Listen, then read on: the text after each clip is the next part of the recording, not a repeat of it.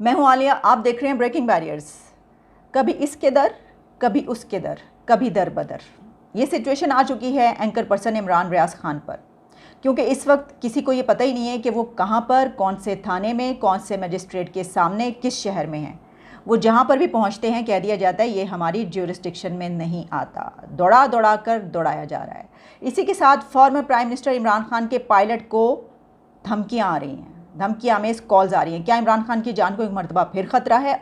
शहबाज गिल ने क्या कहा है? और बनी गाला के अंदर गोलियां चल गई हैं। यही नहीं, ज़रा थोड़ा सा जब हम मुल्क से बाहर निकलते हैं तो यूके में भी रेजीम चेंज तो नहीं हुआ, लेकिन बोरिस जॉनसन ने फैसला कर लिया कि वो रिज़ाइन करेंगे। तो आगे कौन बनने जा रहा है? क्या उसमें कोई पाकिस्तानी भी शामिल है? ये भी आपको बताएंगे। और आखिरी खबर हम शामिल करेंगे, इंडिया के एक प्रोफेसर ने क्या कमाल का कारनामा किया। सबसे पहले एंकर इमरान रियाज खान।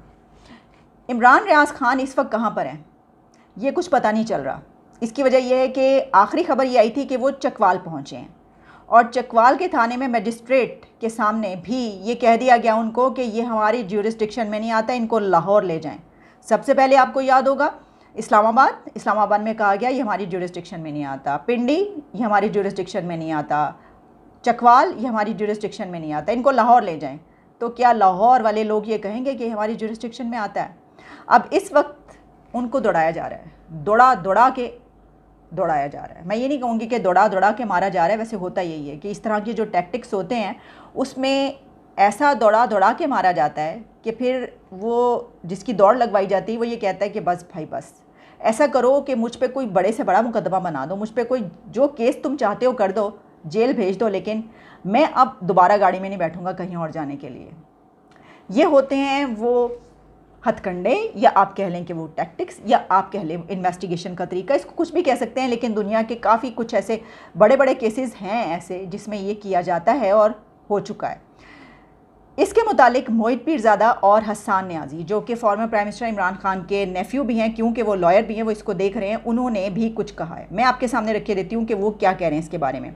हसन न्याजी जो है वो ये कह रहे हैं कि meanwhile in Chakwal, no one knows where is Imran Riaz Khan. His family and lawyer cannot meet him.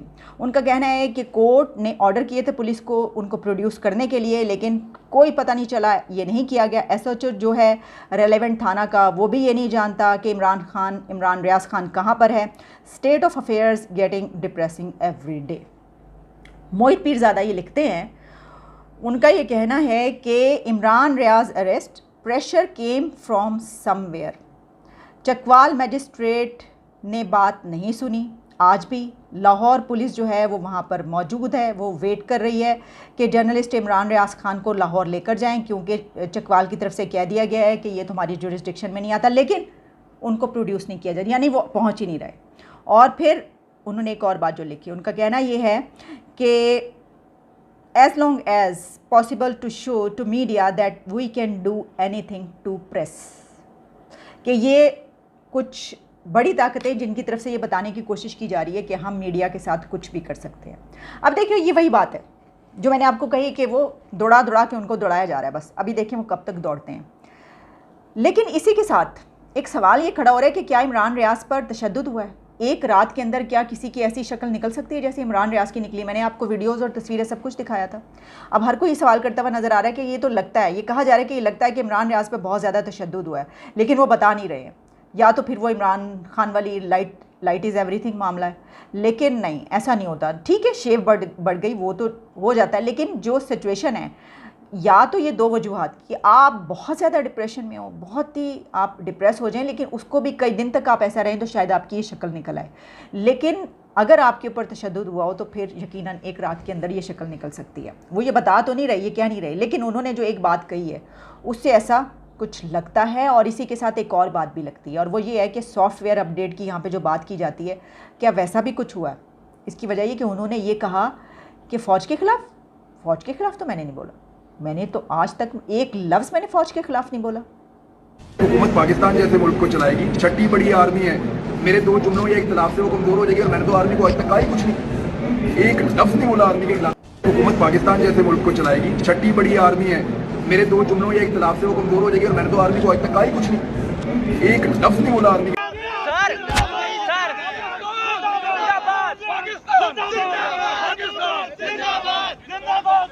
अब या तो ये सॉफ्टवेयर अपग्रेडेशन है या फिर ये याददाश्त का खो जाना है, या तो मेमोरी लॉस है या फिर सॉफ्टवेयर अपडेट हो चुका है।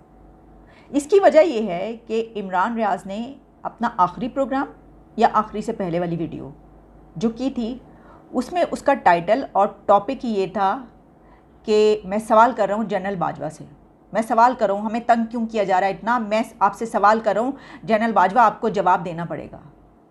तो general Qamar Javed Bajwa army chief हैं, तो क्या आर्मी चीफ़ का ताल्लुक फ़ौज से नहीं होता? मतलब ये कह रहे हैं कि इन्होंने तो फ़ौज पे तो उन्होंने आज तक कोई बात ही नहीं की, वो ये कह रहे हैं। तो इसीलिए मैंने कहा कि अभी उन्होंने कुछ दिन पहले, चंद दिन पहले वो प्रोग्राम किया है जिसमें उनका टाइटल टॉपिक वो सारा बोले उसमें। अच्छा, वैसे तो उसका जो सारा क्रक्स था वो यही था कि वो पूछ रहे थे कि इमरान खान को क्यों उतारा, उनको इक़्तिदार से क्यों उतारा, रिजीम चेंज हम दोबारा इक़्तिदार में लाएं, क्यों हमारे साथ ये हो रहा है। वही जो वो कहते हैं ना सवाल करेंगे जवाब मांगेंगे, तो वो उन्होंने सवाल किए थे, वो जवाब मिल रहा है उनको। तो अब हुआ कुछ यूँ है कि वो या तो ये वही जो बात कही जाती है यहाँ पर जी सॉफ्टवेयर अपडेट, जिसको हम बड़ा कंडेम करते हैं और कंडेम करते रहेंगे कि ये गलत बात है, इस तरह की चीज़ें जर्नलिस्टों के साथ नहीं होना चाहिए। कंडेम किया जो कुछ हुआ ये गलत बात है, आप नहीं कर सकते भाई। उनके खिलाफ जो केस दायर करवाया है वो कह रहे हैं कि उसका जो जिसने एक तो आम कोई बंदा है, वैसे तो फिर ये कहा गया आम सिटीज़न भी करवा सकता है, वो नामालूम अफराद उठ के जो करवा देते हैं केस, वो वही वाला किस्सा है। और फिर वो जो बंदा है वो पहले शायद पुलिस में या फ़ौज में था और उसका जो भाई है वो भी ASI। सॉरी, आगे बढ़ते हैं, इससे थोड़ा सा निकलते हैं अगली खबर, और वो ये है कि इमरान खान के पायलट को धमकियां मिल रही हैं और जिस जहाज़ पर वो उड़े फिर रहे हैं, बनी गाला से लाहौर, लाहौर से गुजरांवाला से फिर वो पहुंचते हैं शेखुपुरा, फिर शेखुपुरा से होते हुए फिर वो दोबारा बनी गाला, फिर KPK, ये सब वो जिस जहाज़ में उड़े फिर रहे हैं, तो उसके मुतालिक कहना ये है शहबाज गिल का कि ये इसके पायलट को धमकियाँ मिली हैं, थ्रेटनिंग कॉल्स आई हैं। और इससे क्या ये कि वो कहना चाह रहे हैं कि इमरान खान की जान को ख़तरा है। इसकी वजह ये उन्होंने जो बातें की हैं वो मैं आपके सामने रखे देती हूँ। अच्छा, उनसे सवाल भी किया जा रहा है, फिर ये देखने के बाद, सुनने के बाद उनसे सवाल ये हो रहा है कि इमरान खान जिस जहाज़ पर उड़े फिर रहे हैं वो जहाज़ किसका है, उसकी पेमेंट कौन कर रहा है, उसकी फ्यूल का ख़र्चा कौन उठा रहा है, और जिस कंपनी का वो जहाज़ है उसको कितनी पेमेंट की गई है, क्या इमरान खान खुद कर रहे हैं या कोई और कर रहा है, किसके बजट से ये सब कुछ किया जा रहा है, और जो अगर किसी ने खुद से ये दिया है तो वो कौन है। तो सपोर्टर तो वैसे दे सकते हैं। अच्छा, उन्होंने जो लिखा मैं आपको बता देती हूँ, वो ये है कि चेयरमैन तहरीक इंसाफ इमरान खान के जलसों के दौरान इस्तेमाल होने वाले जहाज़ के पायलट को नामालूम नंबरों से धमकी आमेज़ फ़ोन आ रहे हैं। लगता है ताकत के इस्तेमाल की कोई हद नहीं आपके सामने, आप डराने धमकाने की हर हद क्रॉस करना चाहते हैं, लेकिन कौम का खौफ दूर हो चुका, अब सब नामालूम मालूम है। और साथ ही उन्होंने फिर एक ट्वीट की, उन्होंने कहा अगर खान साहब के जहाज़ को ज़मीन पर या फ़ज़ा में कोई नुकसान पहुंचा तो कौम याद रखे कौन ये सब करवा रहा है।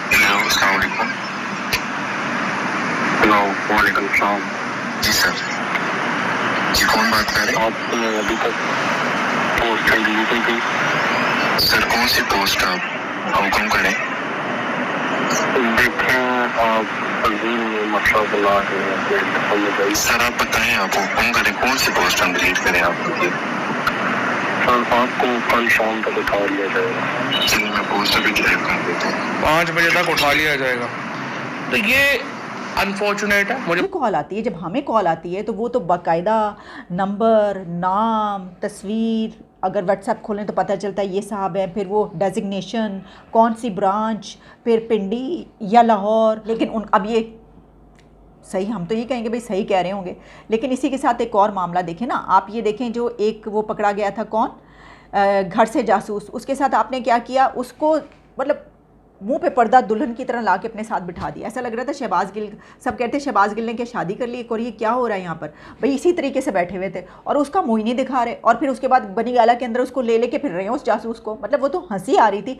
आप एक इतने सीरियस मैटर को खुद से एक इतना मजाक का खेज सूरत हाल में डाल देते हैं कि सब कहें कि ये क्या तमाशा हो रहा है। आप तमाशा बनाते हैं पहले, और फिर ये कि उसके बाद इन्वेस्टिगेशन ख़त्म, आपने कोई उसको फॉलो ही नहीं किया।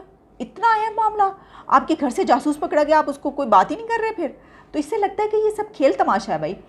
अब देखिए, इमरान खान जो हैं उनको इतनी आदत पड़ चुकी है, शायद दुनिया का पहले प्राइम मिनिस्टर हमारे इमरान खान हो कि जो दफ्तर से घर और घर से ऑफिस हेलीकॉप्टर पर जाया करते थे। अच्छा, अब वो तमाम जो सरकारी बिल्डिंग्स है ना वो रेड जोन एरिया के अंदर ही हैं। अगर आपने इस्लामाबाद देखा है, वो थोड़ी सी जगह आप वॉक करके भी जा सकते हैं, इधर से उधर, उधर से इधर, लेकिन बहरहाल चलें गाड़ी वाड़ी कर लेते हैं। लेकिन मेरा तो ख्याल है कि इमरान खान को अब गाड़ी में बैठना, सफ़र करना ही भूल गया होगा। 4 साल हो गए, 4 साल उन्होंने जो है ऑफिस से बनीगाला से ऑफिस, प्राइम मिनिस्टर हाउस और प्राइम मिनिस्टर हाउस से बनीगाला हेलीकॉप्टर पे वो आए गए हैं, चंद फरलांग का फासला। और वो जो हेलीकॉप्टर है उसका कोई 50 रुपये पर लीटर आता है खर्चा। हेलीकॉप्टर कहते हैं एक ट्रिप होना तो 50 रुपये लगते हैं। तो भाई ये तो मैंने कहा कि सबको साइकिलें भी छोड़ दो, सब हेलीकॉप्टर ख़रीद लो, हेलीकॉप्टर पे सफ़र करो। लेकिन अब उनके पास ये जहाज़ है, तो वो KPK का जो हेलीकॉप्टर इस्तेमाल कर रहे थे वो कहाँ गया? वो जो वहाँ से शिकायत आई थी कि वो आग बुझाने के लिए जाना था, लेकिन वो खान साहब के पास था, आग भी नहीं बुझाई गई वहाँ पे। पता नहीं वो हुआ या नहीं हुआ, सच है या गलत। लेकिन तो क्या अब ये जहाज़ किसी कंपनी ने दिया है, किसने दिया है? ये सब अपनी जगह पर आप सवालात ज़रूर उठाएं, लेकिन ये बात अपनी जगह पर कि ये सिक्योरिटी इशू है, और अगर कोई ऐसी धमकियाँ आ रही हैं तो वो फ़ोन अब दें। अब शहबाज गिल से जब ये कहा जाएगा कि फ़ोन दें, इन्वेस्टिगेशन की जाए, तो वो फ़ोन नहीं देंगे। वो कहेंगे बता तो रहे हैं, उसके ऊपर नंबर थोड़ी है कोई, वो तो बस प्राइवेट कॉल लिखा हुआ आ रहा है। ये बड़ा प्रॉब्लम है। अच्छा, इसी के साथ हुआ क्या है? ये तमाशे पे तमाशा हो रहा है। बनीगाला के अंदर गोलियां चल गई। अब बनीगाला के अंदर इमरान खान के जो मुहाफ़िज़ हैं, वो अपने भी, उनके कुछ गार्ड्स हैं जो कि पश्तून लड़के हैं वहाँ के KPK से आते हैं, वो बहुत ज़्यादा, क्योंकि वो जान कुर्बान करते हैं अपने लीडर इमरान खान पे। ये बात है अपनी जगह पर। जब कंटेनर इनका खड़ा था, जब धरना इन्होंने दिया था, तो उस वक्त भी कंटेनर के इर्द गिर्द जितनी भी गार्ड्स और हिफाजत होती थी, वो वही उनके जो हैं वो लड़के वहाँ के जो आते थे वो करते थे। अच्छा, अब वो उसके अंदर मौजूद बनीगाला में होते हैं, तो एक तो सरकारी है ना, और वो वैसे भी वहाँ पे उनकी, तो उनके हाथों में असलहा तो होता है। वहाँ पे जो खबर आ रही है मैं आप तक पहुँचा रही हूँ, ये कहा जा रहा है कि वहाँ पे कोई राहगीर गुजरा था, यानी कोई गुजरने वाला गुजरा था सड़क से, तो उसके साथ उनकी कोई तू मैमे हुई है। अब हो सकता है कि वो पार्टी के उस पर ही हो गई, उसने कुछ कह दिया हो खान साहब पर, या वो PMLN का हो या PP का हो, कुछ ऐसा भी, ऐसा ही या नहीं है, लेकिन खबर ये पहुंची है कि वो कोई तू मैमे हुई और उन्होंने गोली चला दी उसके ऊपर। अच्छा, गोली चलाने के बाद उसको घसीट के अंदर ले गए बनीगाला में। अब फिर जब पुलिस आई है और वो कह रही है कि उसको बाहर भेजो, तो उसको आने नहीं दे रहे। अब ये एग्जैक्टली सेम वही केस हो रहा है कि जो पकड़ा गया था जासूस, कि पुलिस कह रही थी हमारे हवाले करो, और उसको अंदर रखा हुआ था, वो दे नहीं रहे थे। अच्छा, जब हवाले किया गया तो उसने ये बताया कि ये तो इतने दिन से मुझे हब से भेजा में रखा हुआ था, मुझे आने नहीं दे रहे थे। तो ये सारी चीज़ें जो है ना, हम कह रहे हैं कि गलत हो सकता है, सही है, वो राहगीर ना हो, वाकई कोई वहाँ पे जो है कुछ करने आया हो, वो कोई ख़तरनाक जासूस हो, वो कोई रॉ का एजेंट हो सकता है, रा का एजेंट हो, ये भी हो सकता है। लेकिन जो भी है, आप उसको पकड़ के पुलिस के हवाले तो करें ना। ये आपस में गोलियां चल रही हैं, तो ये क्या होगा? आप, ये बड़ा सेंसिटिव मामला है। वहाँ पर फॉर्मर प्राइम मिनिस्टर रहते हैं, इसको इतना मजाक ना बनाएं, तमाशा ना बनाएं जी। बढ़ते हैं अपने अगले इशू की तरफ, और जो अगला केस है वो है बोरिस जॉनसन साहब का। अब बोरिस जॉनसन देखें, एक पार्टी उन्होंने क्या की कोरोना के दिनों में कि उनके की तो जान आफत में आ गई, लेकिन इतने बड़े मुल्क का, इतने अहम कंट्री का भी जो सरबराह है वो ये नहीं कह सकता कि ये रजीम चेंज हुआ है, ये ज़बरदस्ती मुझे उतारा गया है। भाई आप कहें कि मेरे खिलाफ आप कह दें कि ये पाकिस्तान ने साजिश की है, मेरे, हमारा नाम ही ले दें, कहें तो सही। लेकिन वो भी तैयार नहीं है इस बात पे ही कहने पे। उन्होंने, खान साहब ने एक फ़ाइल उठाई थी, इसमें भी इमरान खान का रिकॉर्ड जो है ना वो ऊपर है, लेकिन बोरिस जॉनसन साहब ने 2 फाइलें उठाई हैं। खान साहब ने एक डायरी उठाई थी, बोरिस जॉनसन के हाथ में 2 फाइलें हैं। सिर्फ वो 2 फाइलें लेकर वो निकले हैं वहाँ से, और बड़ी उनके साथ जो है वो ज़्यादती की गई है। बल्कि इससे पहले शायद उन्होंने कहा था कि खून की नदियाँ बह जाएंगी अगर जो है मुझे निकाला गया, कुछ ऐसी बात की थी। तो अब हुआ ये है कि वो फारिग हो चुके हैं, यानी उन्होंने फ़ैसला कर ही लिया। अच्छा, उनके अंदर जो है वो काफ़ी ज़्यादा चीज़ ये पाई जा रही थी, काफ़ी देर से ये कहा जा रहा था कि नहीं ये सही नहीं है, और लोग काफ़ी उनके उतनी अपनी पार्टी के उनके ख़िलाफ़ हो चुके हैं। लेकिन उन्होंने अपनी पार्टी के, हैरत की बात है कि उनकी पार्टी के लोग, अंदर के लोग उनके ख़िलाफ़ हैं। उन्होंने उनको ये नहीं कहा कि तुम्हारी शादियाँ नहीं होंगी, तुम्हारा बाइकआउट होगा, पूरा जो UK, पूरा लंदन जो है तुम्हारा बाइकआउट करेगा, तुम्हारे बच्चों की शादियाँ नहीं होंगी, तुम कहीं पर मुँह दिखाने के काबिल नहीं रहोगे। ऐसी कोई बात उन्होंने नहीं की अभी तक, हालांकि उनका हक बनता है, उनको ये कहना चाहिए, लेकिन ऐसा कुछ नहीं हो रहा वहाँ पर। अच्छा जी, आपको ये बताते चलें कि बोरिस जॉनसन जो है, जो उन्होंने फ़ैसला कर लिया कि वो रिज़ाइन करने लगे हैं, इसके ऊपर अगर तो ये होने लगा है तो इसके बाद कौन कौन से लोग हैं। फिर साजिद जावेद, एक पाकिस्तानी, साजिद जावेद के बारे में भी कहा जा रहा है कि वो भी हो सकते हैं। इसकी वजह ये कि साजिद जावेद बोरिस जॉनसन की जो कैबिनेट है उसके पहले वो मिनिस्टर थे जिन्होंने रिज़ाइन किया था, रेजिग्नेशन दिया था। अच्छा, इसके अलावा वो मिनिस्टर हेल्थ का जो है ओहदा उन्होंने छोड़ा, और साजिद जावेद ने कहा कि अवाम समझते हैं कि हम जो हैं वो हमें जो पब्लिक इंटरेस्ट है उसके लिए काम करना चाहिए। और बोरिस जॉनसन जो है वो वज़ीर आज़म के तौर पर उनका ट्रस्ट खो चुके हैं, ये उन्होंने बोला था। अब वो पाकिस्तानी नजाद हैं और साजिद जावेद 2019 में भी प्राइम मिनिस्टरशिप के लिए, प्रीमियरशिप के लिए कैंडिडेट थे, मगर बोरिस जॉनसन के मुकाबले में वो 4th नंबर पर रहे थे, 4थे नंबर पर रहे थे। तो अगर उस इलेक्शन में, जो इससे पहले वाला फॉर्मल इलेक्शन था, उसमें अगर वो 4थे नंबर पे थे, तो क्या ये चांसेस हैं कि साजिद जावेद अब पहले नंबर पर आ जाएं और प्राइम मिनिस्टर बन जाएं? चलें देखते हैं प्रोग्राम की आखिरी खबर, और वो ये है कि इंडिया के एक प्रोफेसर के इस वक्त वायरल हो चुकी है खबर पाकिस्तान के सोशल मीडिया पर। काफ़ी उसके मुताबिक ट्वीट्स हो रही हैं, हमने भी की हैं और भी जर्नलिस्ट हैं जिन्होंने की है। और हुआ कुछ यूँ है कि ये प्रोफेसर जो है, इन्होंने 33 मंथ्स 33 महीने की जो सैलरी है वो कॉलेज को वापस कर दी। और वो कॉलेज को वापस क्यों की? क्योंकि उन्होंने कहा कि मैं जाता रहा लेकिन किसी स्टूडेंट ने क्लास नहीं ली। तो मैंने ये सोचा कि मुझे बड़ा हुआ कि जब स्टूडेंट्स ने क्लास ही नहीं ली और मैंने पढ़ाया ही नहीं, तो मैं ये 33 मंथ्स की जो तनख्वाह है मेरी गलत है जो दी जा रही है। तो उन्होंने कॉलेज को वो तनख्वाह वापस कर दी। भाई क्या कमाल ऑनेस्टी का मुजाहरा किया है। भारतीय रियासत बिहार के शहर मुजफ्फरपुर के एक असिस्टेंट प्रोफेसर हैं जिन्होंने कॉलेज में अपनी 33 मंथ्स की जो सैलरी है वो रिटर्न कर दी है।